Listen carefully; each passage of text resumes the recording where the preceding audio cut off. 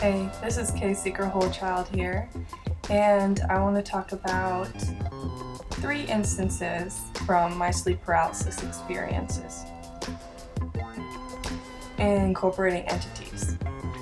I've had much more experiences than this ever since I was born, and doctors don't know what it is. And here are 3 of my favorite ones, if you could say that. So the first one, I was sleeping, and I believed to wake up.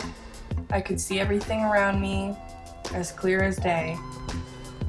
And then a being walked through my door in front of me, even though he was completely solid looking.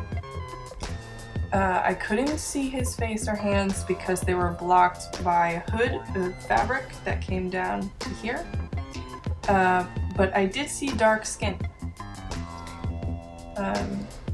around this area. And the fabric, it was a cloak with arms. It had multiple layers of purple, maroon, burgundy sort of color scheme. There was small intricate patterns, maybe gold embellishments with thread. The cloth was thick. Some looked more like silk, and others were, it was very royal looking. So he comes around to the side of my bed, and it looks over at me with his head down like this. And I'm looking up at him. He stretches his arm out, and then I feel what all I can describe it as being my soul being taken out through my mouth, and I found myself in an eggshell. It was very dark. I knew I could crack the shell if I focused incredibly hard on a certain area of my body, which had worked for me in past experiences. So normally this would be incredibly frightening, but I've had other experiences with it. So I focused very hard, I cracked out the shell, and I felt a heaviness of returning to my body, sort of like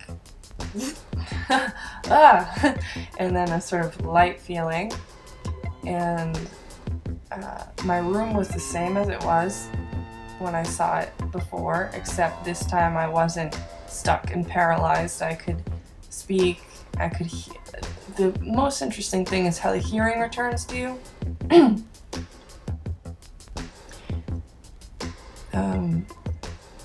And so let's move on to the next. Second one was the first time that a dream turned into the paralysis. I was sleeping at my boyfriend's house. He was very sick, but I wasn't sick. And I feel like that sick energy sometimes opens up the channels for entities to come through and mess with you. And as an empath and someone who's an open channel, it was easy for me to be targeted sleeping next to him at this time. That's one kind of explanation I can give.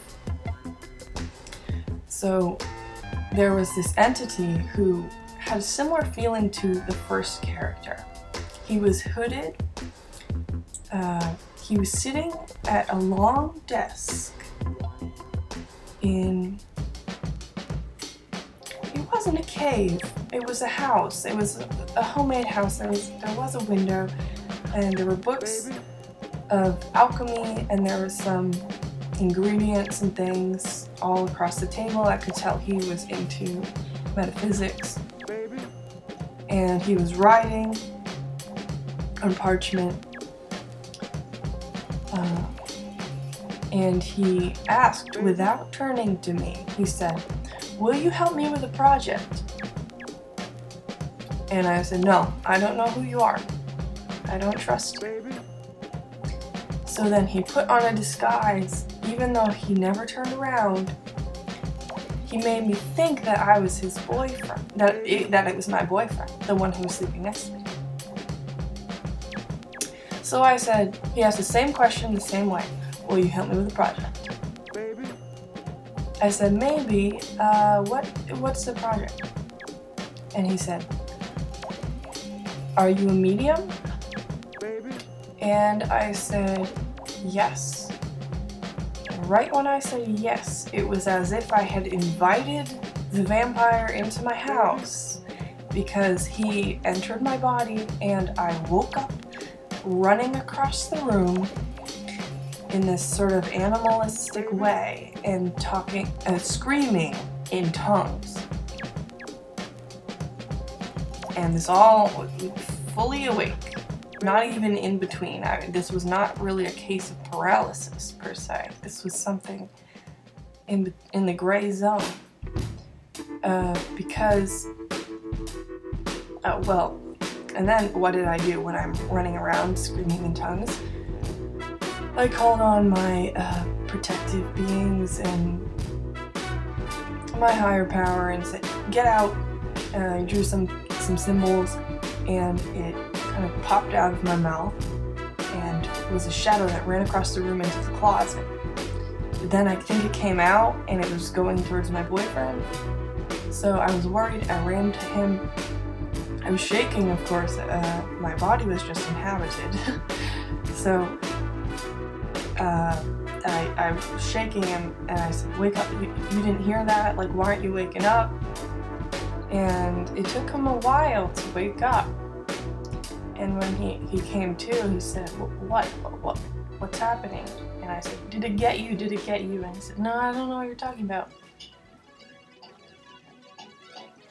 So let's move on.